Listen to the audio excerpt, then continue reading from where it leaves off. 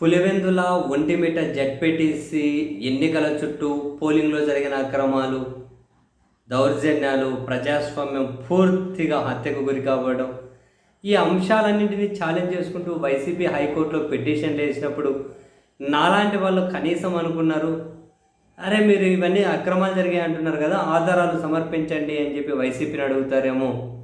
ఆ ఆధారాల మీద అటు ఎలక్షన్ కమిషన్ని, పోలీసులను, వీళ్ళందరినీ కనుక సమాధానం అడుగుతారేమో. కనీసం ఒక చర్చన జరుగుతుంది కదా, చూద్దామని. ఇదేమీ జరగకుండానే పిటిషన్ కొట్టేసి బయటపడేశారు, పక్కన పడిపోయింది. కొన్నిసార్లు ఆశ్చర్యం వేస్తుంది, ఏ గ్రౌండ్స్ మీద పిటిషన్లు కొట్టేస్తారు, ఏ గ్రౌండ్స్ మీద తీర్పులు ఇస్తారు అన్నది ఇప్పటికీ కూడా అంతు చిక్కని బ్రహ్మ పదార్థం లాగే ఉంది. అయితే ఇదే అంశం మీద ఈరోజు వైఎస్ జగన్మోహన్ రెడ్డి గారికి అత్యంత ముఖ్యమైన నేత సజ్జల రామకృష్ణారెడ్డి గారు ఈరోజు మీడియాతో కొన్ని కీలకమైన వ్యాఖ్యలు చేశారు.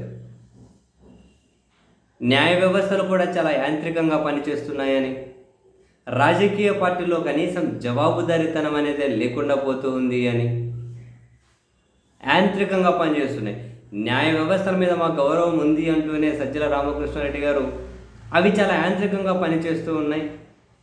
ఇప్పుడు అక్రమాలు జరిగాయని చెప్పి మేము పిటిషన్ వేస్తే కనీసం ఆధారాలైనా అడుగుతారేమో అని చెప్పి భావించాం.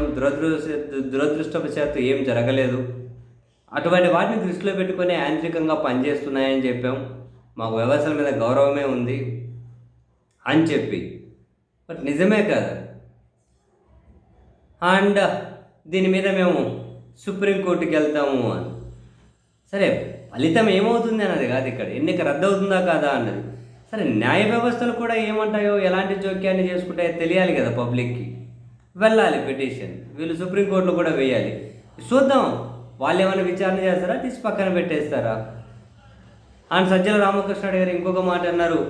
మేము మీరు ఎందుకు, ఎవరైనా కనుక ప్రజాస్వామ్యవాదులు ఉంటే, నిజమైన జర్నలిస్ట్ అనబడే వాళ్ళు ఉంటే, ప్రజాస్వామ్యాన్ని ప్రేమించే వాళ్ళు, నిజమైన జర్నలిస్టులు, ఇంకెవరో ఇన్ఫ్లుయెన్సర్స్ ఎవరైనా ఉంటే వెళ్ళండి. పులివెందుల జెడ్పీటీసీకి ఎన్నికలు జరిగిన గ్రామాలకు వెళ్ళండి, ఇంటింటికి తిరగండి.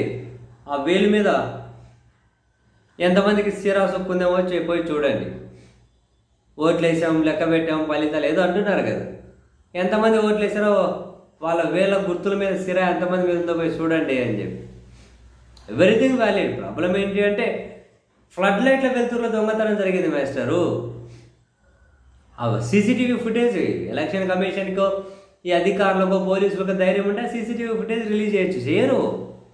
ఫ్లడ్ లైట్ల వెలుతురులో హత్య జరిగింది, మీకు అది పాయింట్. ఫ్లడ్ లైట్ల వెలుతురులో అందరూ చూస్తుండగానే హత్య జరిగిన దాన్ని విచారించడానికి కూడా ఎవరూ సిద్ధపడట్లే.